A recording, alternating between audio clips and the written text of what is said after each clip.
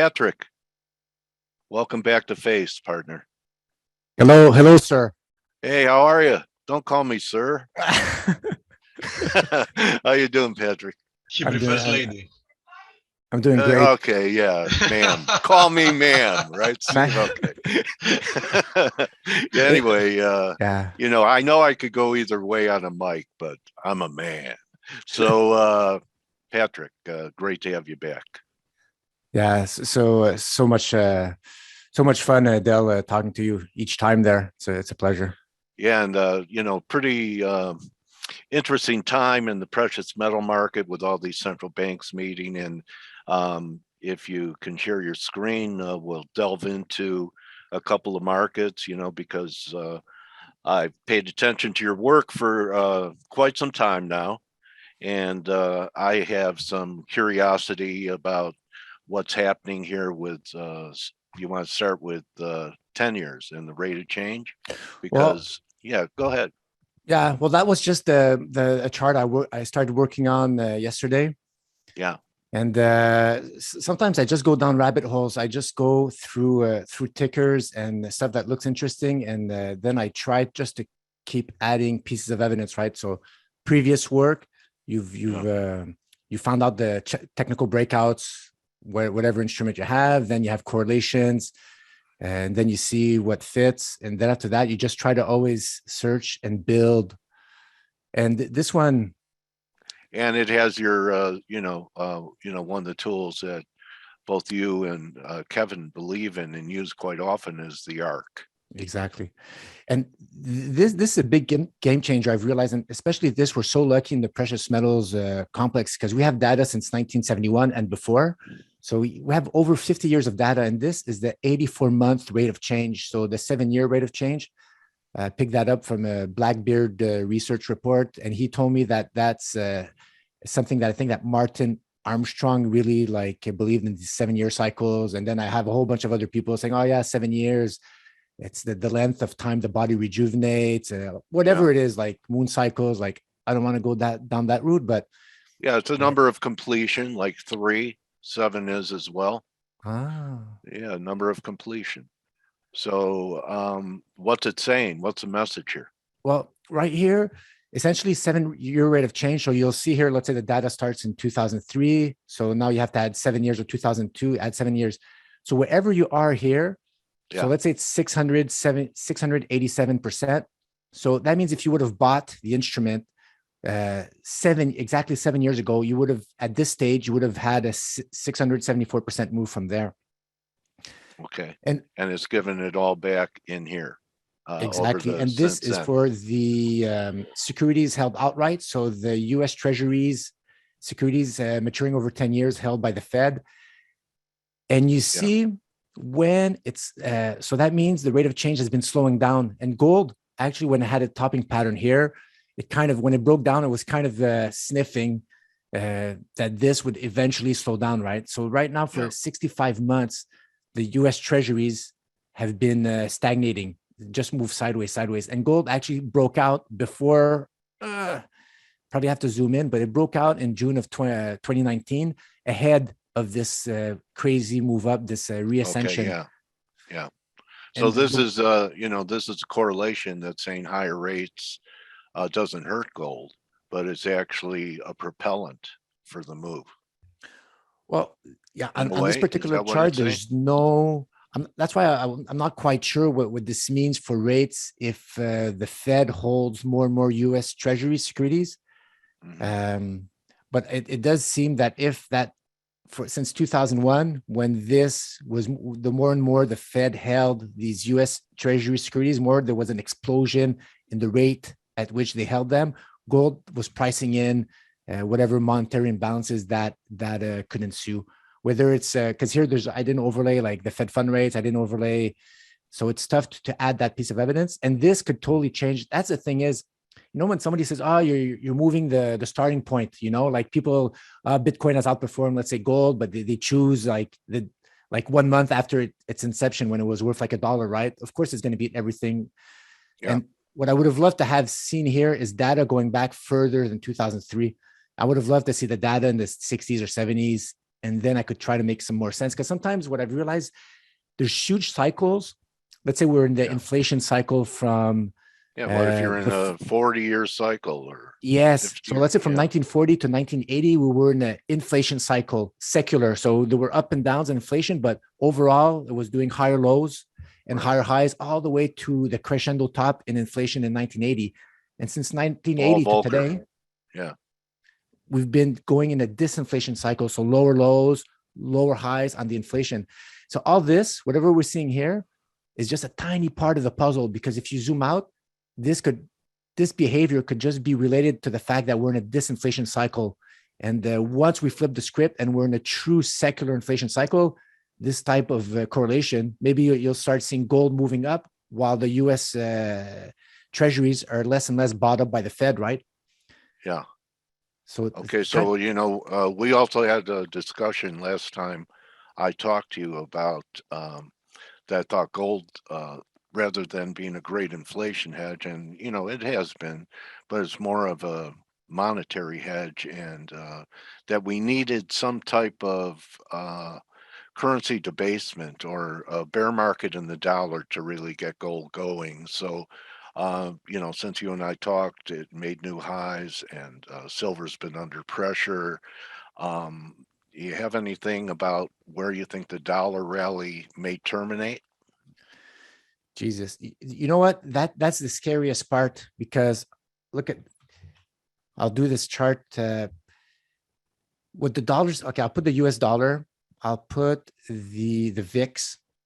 And what I'm building right now is the what I call my market crash indicator. I'll put the VIX. I'll put. You ever see VIX behavior like we had a week ago? It's almost like the structure of the market is fragile enough for us to go from basically 15 to 35 back to 20 in a 2-3 week period. I haven't seen that. The velocity of the moves. So here, that's the thing. There's I call them like the three horsemen. So let's say I put where's my gold silver ratio? So XAU USD divided by XAG USD. And here, this is going to shed a lot of light on what's happening right now. Look, right here, I have the March Madness. We see here the US dollar is climbing up right before it went crazy. So COVID. Before the March Madness scare. Here's the VIX dwindling down. So no complacency. I'm going to put just a vertical ray so right here, as the gold to silver ratio. So you got to see the gold silver ratio, not just for precious metals to see if you should be long gold versus silver. It's an indication of monetary stress or market capital liquidity issues.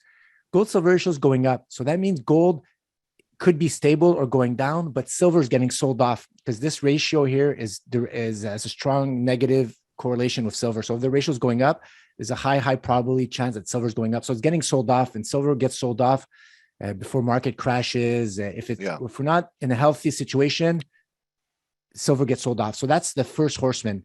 Here's the VIX just exploding up. 1, 2, 3. Could even make a case that that was actually a breakout here, retest. That's the second horseman.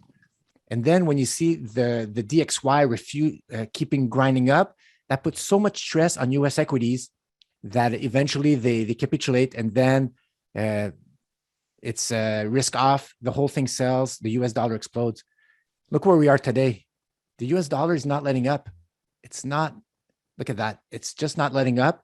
The VIX, we had a spike. It's refusing. I'm wondering right now if we're just backtesting some type of a breakout that we already had. Yeah. So I want to see, and the gold silver ratio is borderline about to go haywire up here. So what we want to see is the VIX deflate. Fine, that's step one for us not to have liquidity crunch. We want the US dollar to stop doing what it's doing right now, because that's going to stress the US equities, and we want the gold silver ratio to head back down. And if the gold silver ratio breaks above this line, we're in serious trouble, especially if the DXY is already overheating and the VIX, if it turns back up there, we're in big trouble. Okay, so when I look at these things, if we clear 80, that's basically right now I think we're about not even 38% back from the peak. Um, so this is really an important level to keep the bullish silver argument alive. If we break out, do you abandon that and just sit in gold? Exactly. If you want to hold one or the other, you sit in gold. I'll just show you like, and this is very reminiscent. It's like, I don't know what the analogy I could give you, but hold on, remove indicators. I'll put on the monthly. Yeah. This is reminiscent of, I don't know the expression, like holding a wet bar of soap.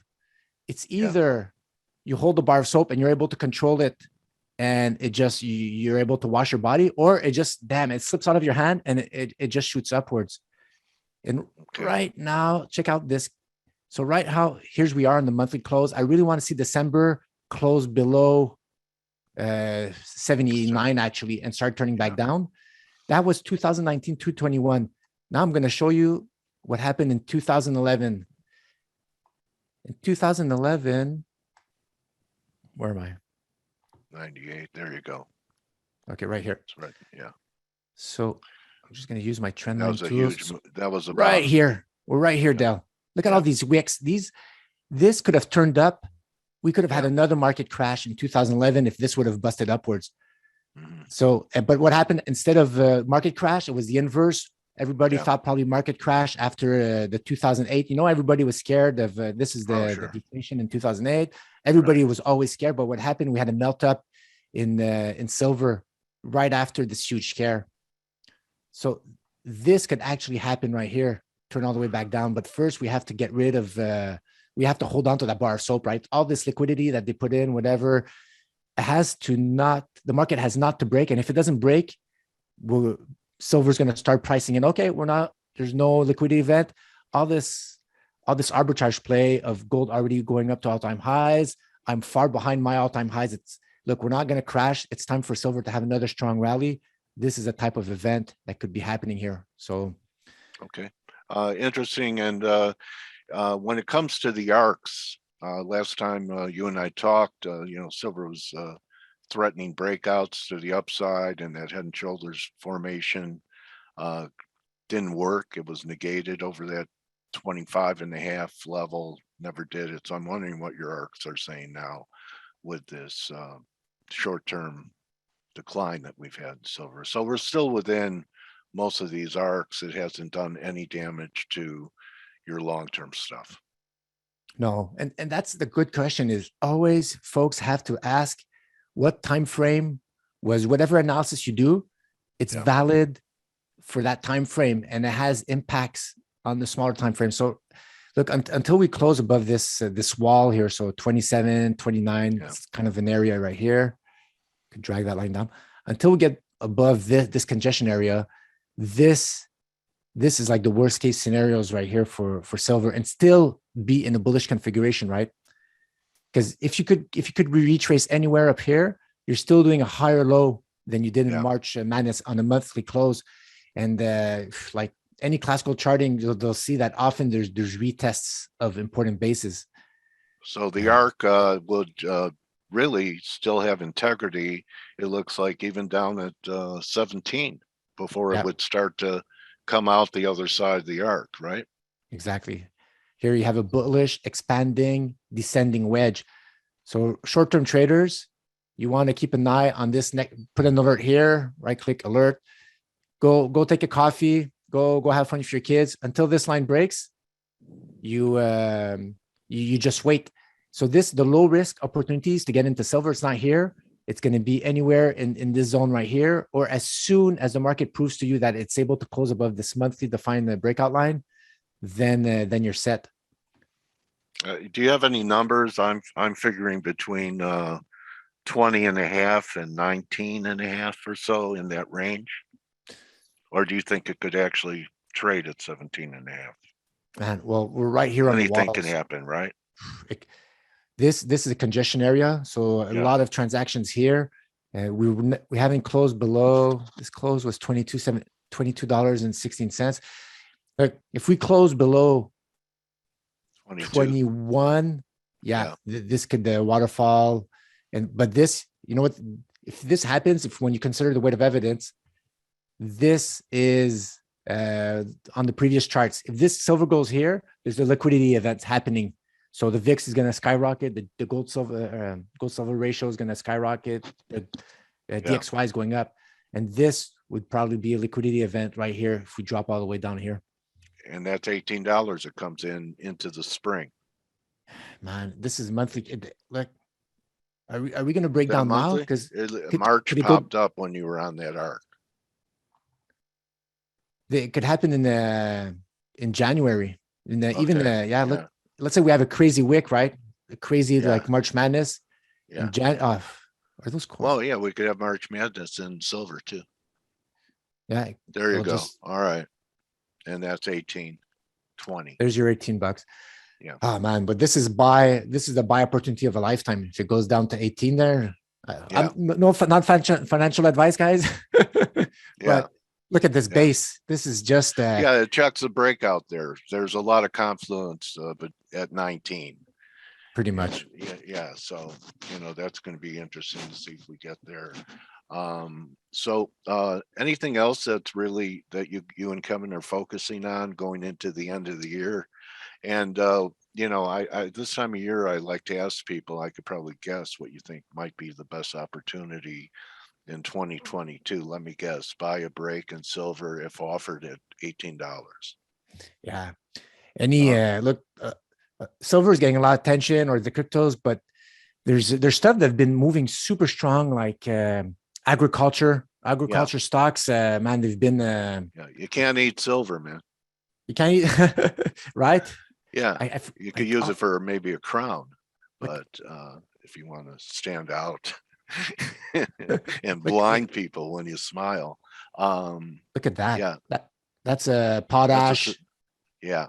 Look at these beautiful breakouts, man. This is a false breakdown to the bottom, creates insane power on the upside, just like a parabolic melt up makes it when it crashes down and goes down. This is like a flip image. Remember those the jacks on those cards? It's like on playing cards, it's like a flip reversed image. Well, this is exactly what's unfolding right now. You're having a reverse flipped image on the way up. Beautiful pull, flag, retesting, critical base. Man, this is one form of inflation that even if the Fed tightened 20 times, it's not going to have that much impact on it. The Fed tightening is actually proof that there's inflation. That's what folks, they have a hard time understanding. Right now, we've been in disinflation since 1980. And every time the Fed cuts and the precious metals go up, it's not a victory. It's kind of a loss, because we're going up in a disinflation cycle. We're pricing in not inflation, but real rates being negative. What you want to see inflation outpacing actual rate hikes. And that's always how it's going to be, right? They're always going to be behind the curve until the rate hikes, until inflation burns itself out, because the prices are so high, people are going to create more and more supply. Then the Fed fund rates are going to start going down. But we want to see rate hikes. Go ahead. I'm sorry. Yeah, I just want to see rate hikes, like a real cycle of rate hikes, like nonstop. Then it's game on for all these stocks. These inflation plays there. One of our attendees is asking you about DNN. DNN, Denison Mines? Yeah. Oh, that's what it is. I remember it's like a penny, isn't it? Yeah. Oh, look, it's really gotten going from 20. This is a $1 billion company in the uranium sector, if I'm not mistaken. Uranium. Okay. Yeah, so huge base. Yeah. Huge base on the monthly chart, remove drawings. But remember, guys, the low risk opportunity was here, the breakout, but now it seems to have created another insane base right here. Look at that volume. Yeah. Man, this is a... Yeah, you probably won't see 60 cents again. No, that's gone. That's gone. Yeah. So targets $4 on that. $40 targets. Yeah. $4, sorry, 40. Yeah. Everybody's putting in buy orders as soon as I said that. Yeah. But yeah, pole, Nice. flag, congestion area. Look, we don't know. You just have to wait until this. How did the Jesus. we're looking at uranium here. How the silver miners look to you compared to what's happening with silver? Are you getting any They're clues from the miners? You know, they're I they're was pretty always taught awful. that the miners lead, and they're Um, not acting that great, are they? no, it's awful. Honestly, it's look. What I see here is opportunity getting baked into the cake. Is that the expression? It's just like a huge base. Look at that. This is just a monster base getting built out. That's a 3-year moving average right below. The 1 year it broke down. So Yeah. you gotta let that selling go. But there's nothing. There's no leading right here because Yeah. I have one of my tricks is you invert the scale and like it's not looking. It's looking weak. Yeah, it's looking weak, right? So you have to Yeah. wait until you want to do a higher low here. Okay, I'll put it back. My brain's playing tricks on me. Yeah. You want You're a higher low, which is still fine. Look, it's still in Yeah. a bullish configuration, right? Well, that $10 range is a fib too. Yeah, 61.8 around 10:30. I and pay look at attention to this. Yeah. And then 78.6 is around 8.5. Yeah. So, I mean, we get to that, test that line sometime next year.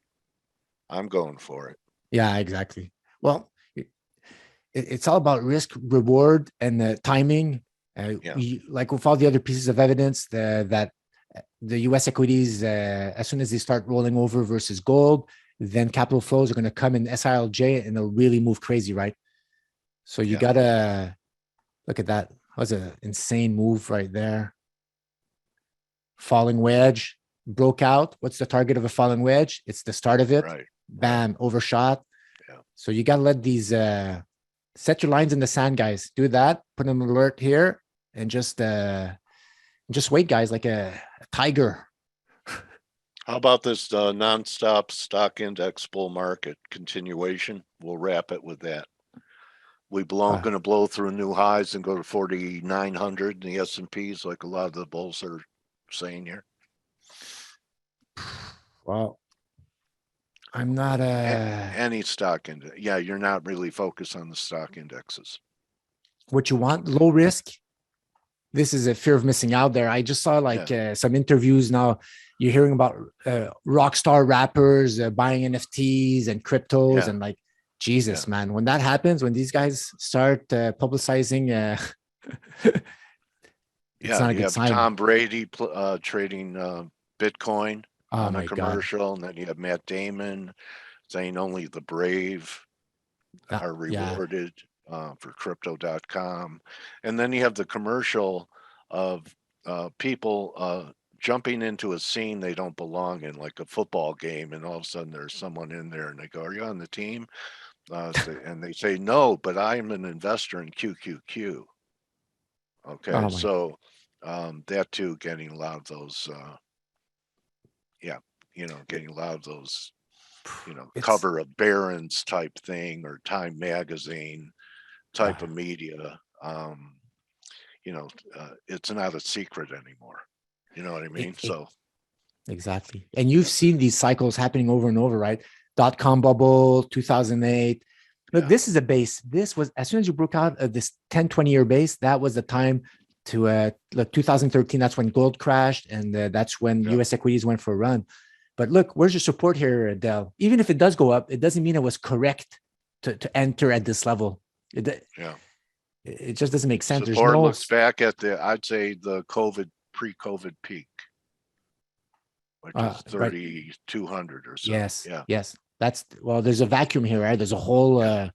There's a hole here, right? You see it. Yeah. I don't know how it's gonna play out there, but like something like that, right? Who knows? Yeah. I'm waiting. Sorry. Yeah, it's okay. Just the echo bubble, guys. Whatever happens, judge the market. If it's not able on a monthly basis to redo a new high like this, it's pretty much done. If it's able to do that, then there's still gameplay, right? It might not crash right away. Yeah. But always judge it on the bounce back up. So you see here, it went down, then it went, did a new high, fine, you're still like alive. So I'm waiting to see this type of configuration, a lower high. Failing rally. Yeah. Yes, yes. Okay. Then you get out. All right. Well, I'd like to give you the opportunity to show people where they could follow you at Bad Charts 1 Yeah. on Twitter and your website, and you're doing some great interviews. Great idea to interview people. Ah, man, You know, when I you can't wait to think? have you back on, guys. If you guys didn't know, Dale, we had him on a little while back on our YouTube channel. We have our website here at northstarbadcharts.com. Yeah, we added the mega caps recently there because a lot of people, they like, we covered like the low risk, high reward stuff, but a lot of people, they often, those opportunities are in like smaller cap stocks where they could move a lot, you know, like Apple used to be a small cap stock, and Right. it went from 10 cents. Where's the top in Apple, Patrick? I know you've looked at it. Where is it? It's the top. I thought it was going to peak around 75 or so, but it looks like, you know, where's it going? 200 here? Jesus, hell, look at that. Well, look Wow. at it. You got to let it, now it's just going to fly until it burns itself out. You got to, if you're not in, you stay on the sidelines, and then you wait until it burns itself out. Only God knows where the top is. So I try and pretend sometimes, but you know, and so your website, you look, these guys have very interesting looks. They look at the markets through Hubble telescopes to come up with this. It's not your, you know, your 30-minute chart and your 1-hour chart. You get themes and narratives to have biases with. That's what I like about your work. Thank you. Thanks, Dale. Yeah, and then really nice chart work. It's almost like you could sell your stuff as NFTs too. If I do that, that means it's the end. Because if I do NFTs, that means it's a true bubble. Patrick, Karim, thank you so much for taking time out of your day. I always enjoy talking to you, and I always learn and get some insights from you, and some nice looks with the gold silver ratio and potential buy points in silver. Thank you for your giving spirit of being here and sharing your work with our community today.